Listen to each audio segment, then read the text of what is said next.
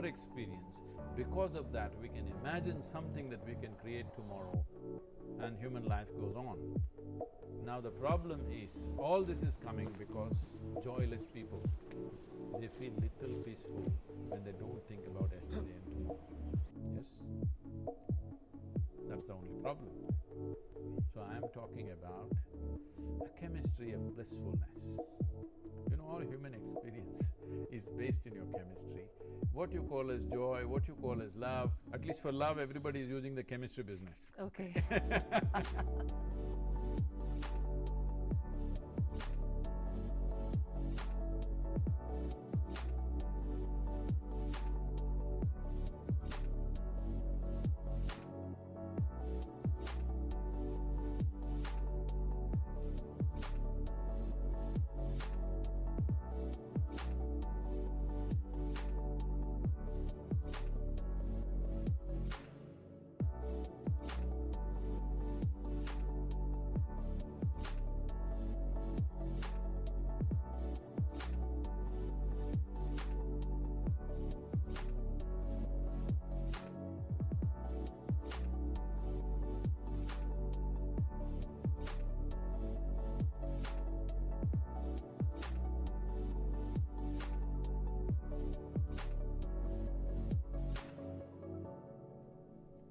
You have a chemistry of blissfulness. It is your physiological and psychological situation that you have to manage. You can't manage the cosmic situation. You only have to manage your physiological and psychological situation. If you manage this well, the world is there, always.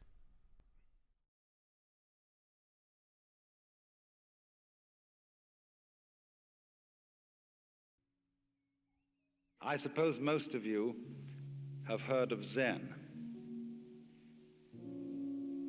But before going on to explain any details about it, I want to make one thing absolutely clear. I am not a Zen Buddhist. I am not advocating Zen Buddhism. I'm not trying to convert anyone to it. I have nothing to sell. I'm an entertainer. That is to say, in the same sense that when you go to a concert and you listen to someone play Mozart, he has nothing to sell except the sound of the music. He doesn't want to convert you to anything. He doesn't want you to join an organization in favor of Mozart's music as opposed to, say, Beethoven's. And I approach you in the same spirit as a musician with his piano or a violinist with his violin. I just want you to enjoy a point of view which I enjoy.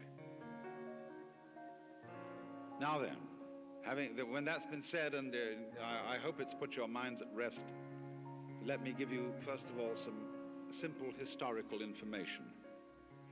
Zen is a form of Buddhism. It originated in China about 500 AD. And about 1200 AD, it migrated to Japan, where it exists today. And it is a form, it's a way of life that has had an immense influence on the arts and on the culture, the poetry and architecture of the Far East. It has lately become of enormous interest to many people in other parts of the world. Now, normally when one talks about Buddhism, Zen is a form of Buddhism. It is supposed that you're talking about a religion. And people are apt to classify themselves as Buddhists, as they might say, I am a Catholic, or a Methodist, or a Baptist, or an Episcopalian, or a Jew. But that is rather misleading. Buddhism is not a religion in that sense. If we want to find an equivalent to Buddhism in our society today in the West, probably the nearest thing to it is psychotherapy. When a person goes to a psychiatrist or a psychoanalyst to work out a serious personal problem,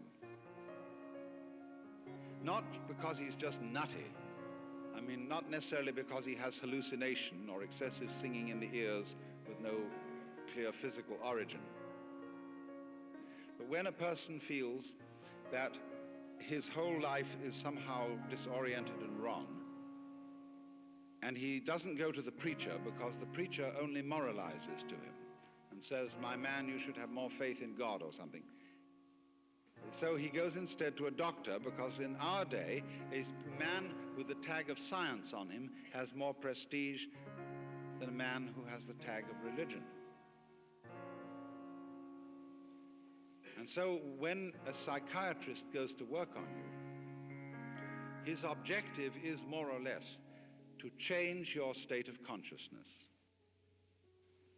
That is to say, if your state of consciousness, your state of mind, is one of being day after day constantly depressed, the objective of going to a psychiatrist or a psychotherapist is to have your state of consciousness changed to one of happiness. Now, in a somewhat similar way, the objective of Buddhism in all its forms is to bring about a fundamental change in a human being's everyday state of consciousness. If I make it yet more specific, it's to bring about a change in your sense of personal identity. That is to say, in your sensation of who and what you are.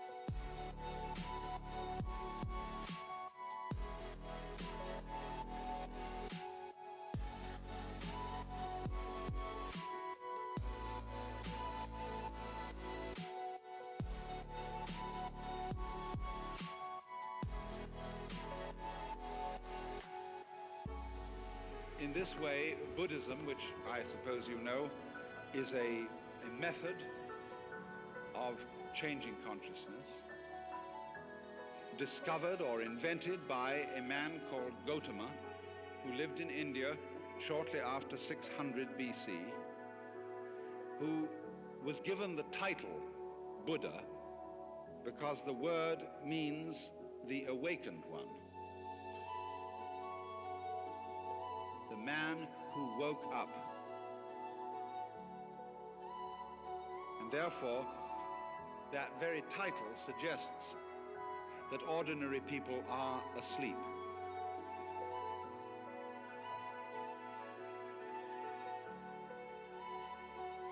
I remember a very wise man who used to give lectures like this. And when he came in, he used to be silent. And he'd look at the audience, and he'd gaze at everybody in the audience particularly for a long time, and everybody would begin feeling vaguely embarrassed. And when he'd gazed at them for a long time, he'd say, "Wake up! You're all asleep. And if you don't wake up, I won't give any lecture."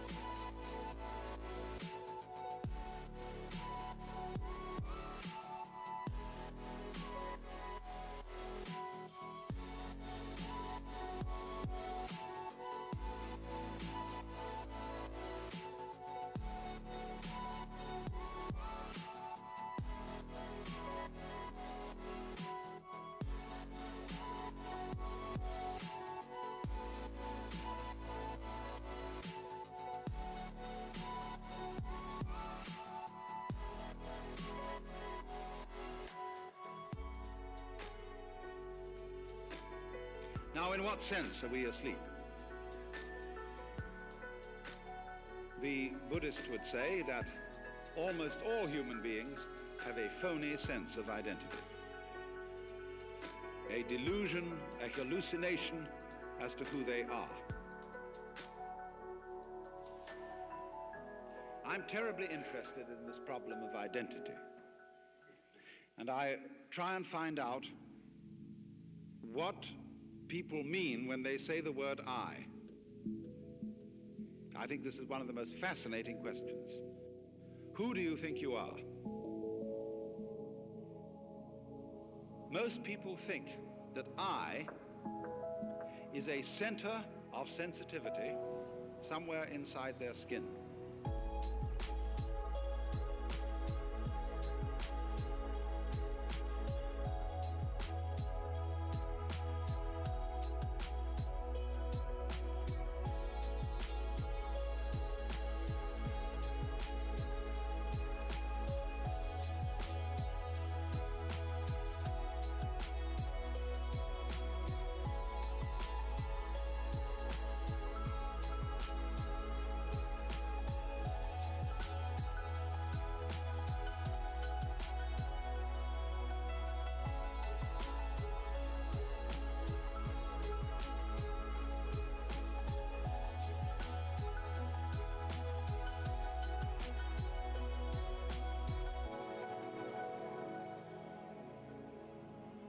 And the majority of people feel that it's in their heads.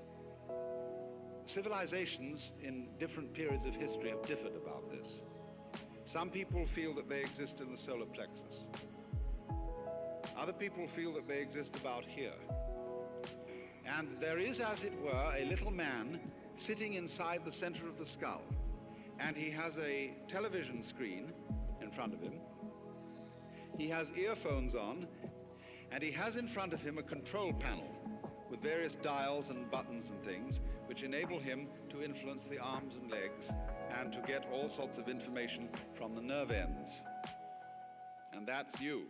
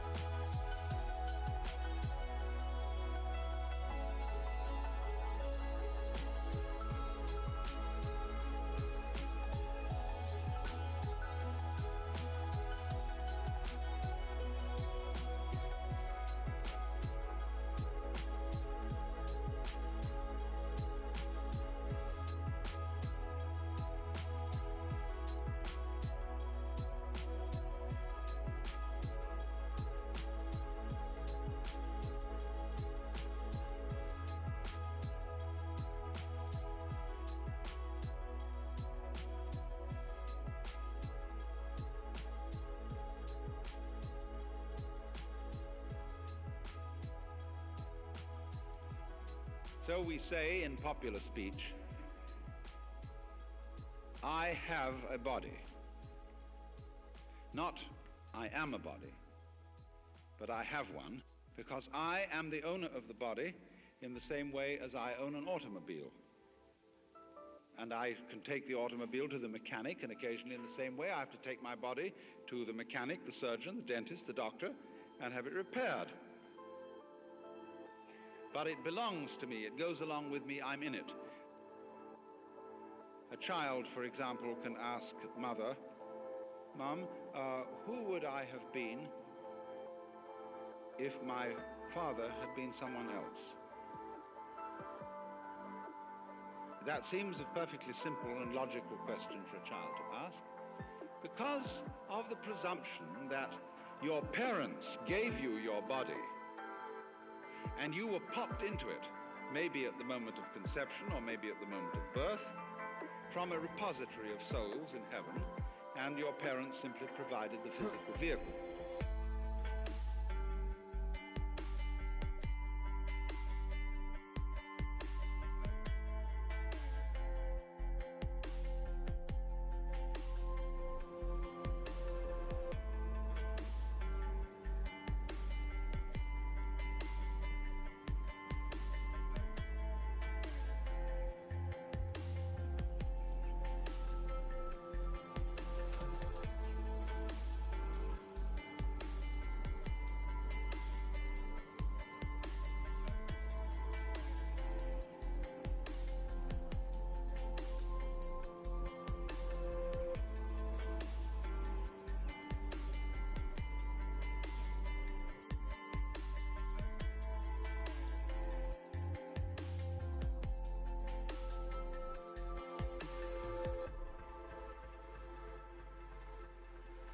So that age-long idea that is indigenous, especially to the Western world, is that I am something inside a body, and I am not quite sure whether I am or am not my body. Some doubt about it. I say, I think, I walk, I talk, but I don't say I beat my heart. I don't say I shape my bones. I don't say I grow my hair. I feel that my heart beating, my hair growing, my bone shaping is something that happens to me. And I don't know how it's done. But other things I do. And next, I feel quite surely that everything outside my body is quite definitely not me. There are two kinds of things outside my body. Number one is other people. And they're the same sort of thing as I am. But also they are all little men locked up inside their skins.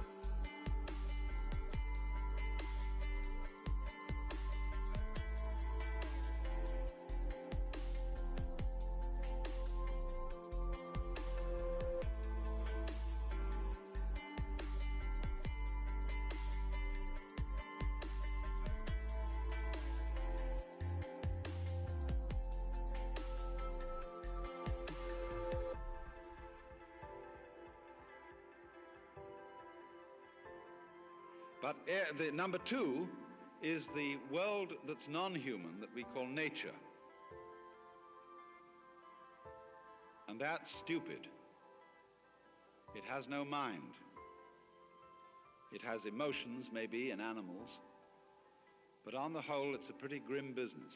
Dog eat dog. And when it gets to the geological level, it's as dumb can be. It's a mechanism. And there's an awful lot of it. And that's what we live in the middle of. And the purpose of being human is, we feel, to subjugate nature, to make it obey our will. And we arrived here, we don't feel that we belong in this world. It's foreign to us. In the words of the poet Houseman, I, a stranger and afraid, in a world I never made.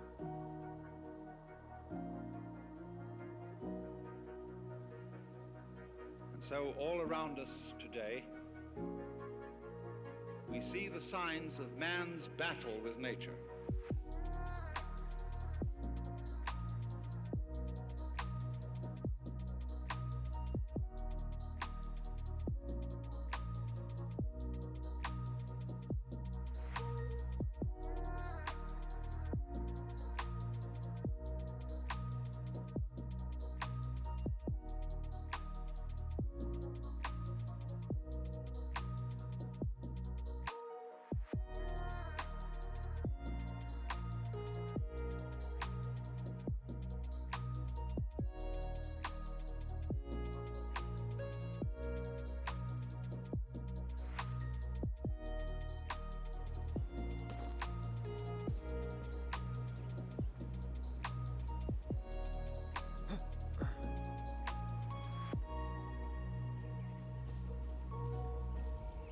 I'm living at the moment in a marvelous house in the Hollywood Hills.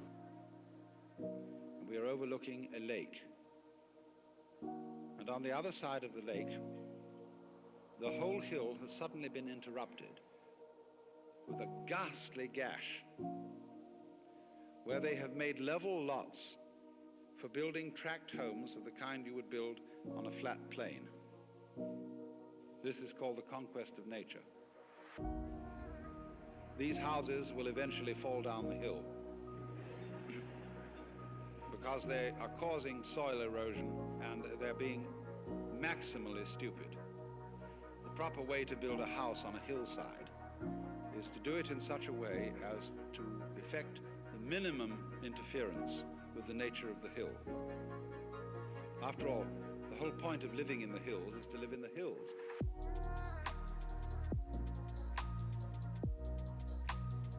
There's no point in converting the hills into something flat and then going and living there. You can do that already on the ground. So the more people live in the hills, the more they spoil the hills, and they're just the same as people living on the flat ground. I mean, how stupid can you get?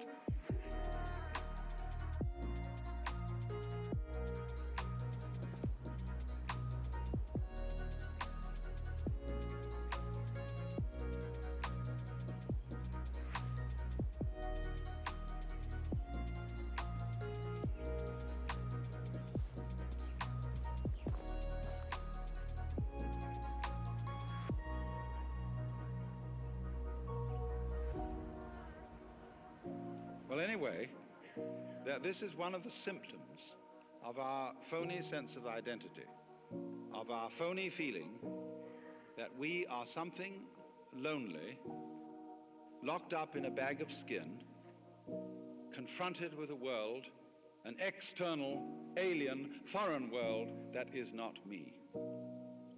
Now, according to certain of these great ancient philosophies like Buddhism, this sensation of being a separate, lonely individual is a hallucination.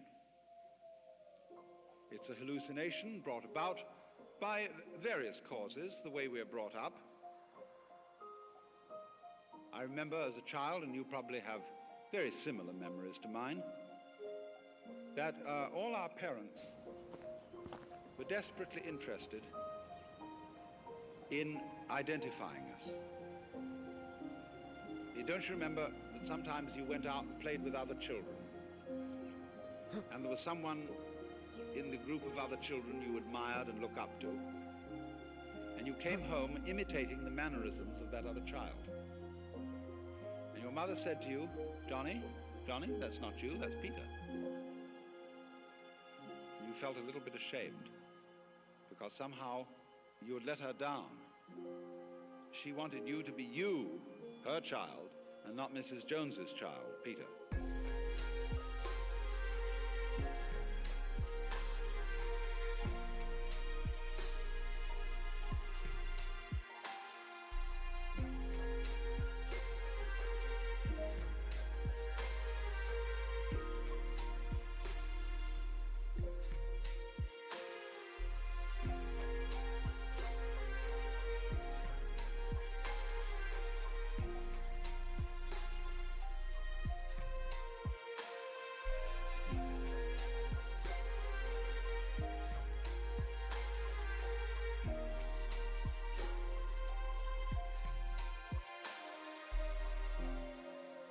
And so in many ways, we're all taught this.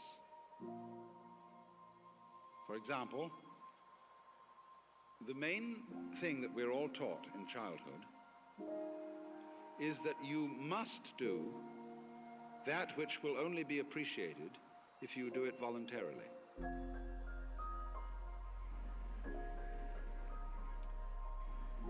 Now, darling, a dutiful child must love its mother. But now I don't want you to do it because I say so, but because you really want to.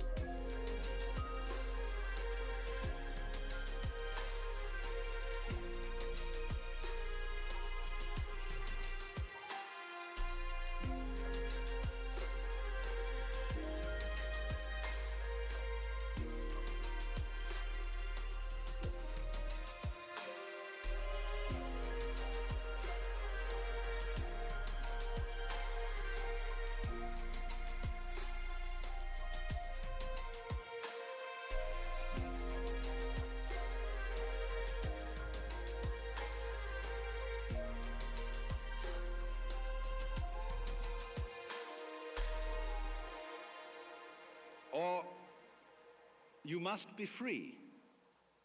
See, this comes into politics. Everybody must vote. You see, imagine, you're members of a democracy, and you must be members of a democracy. See, you're ordered to. Crazy. Also, thou shalt love the Lord thy God. Is that a commandment or a joke? You know, if you suggest that the Lord is joking, most people in our culture are offended because they have a very moronic conception of God as a person totally devoid of humor. But the Lord is highly capable of joking, because joking is one of the most constructive things you can do.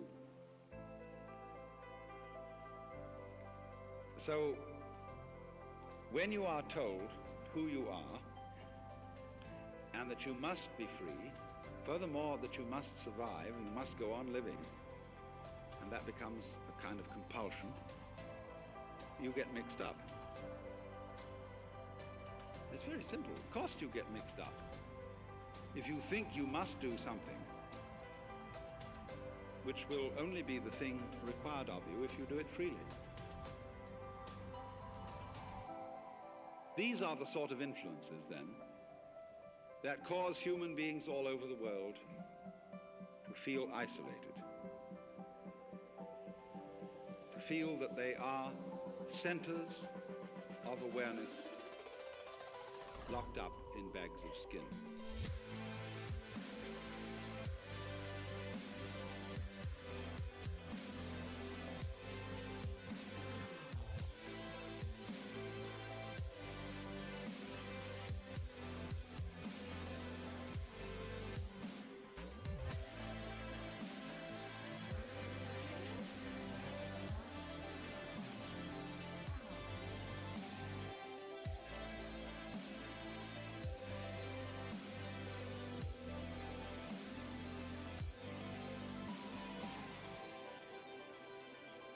Now, this sensation of our identity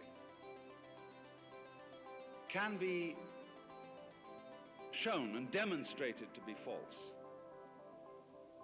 by some of the disciplines of our own science. When we describe a human being or any other living organism from a scientific point of view, all that means is that we're describing it carefully. We are going to describe very carefully what a human being is and what a human being does. All right. And we find that as we go on with that description, we can't describe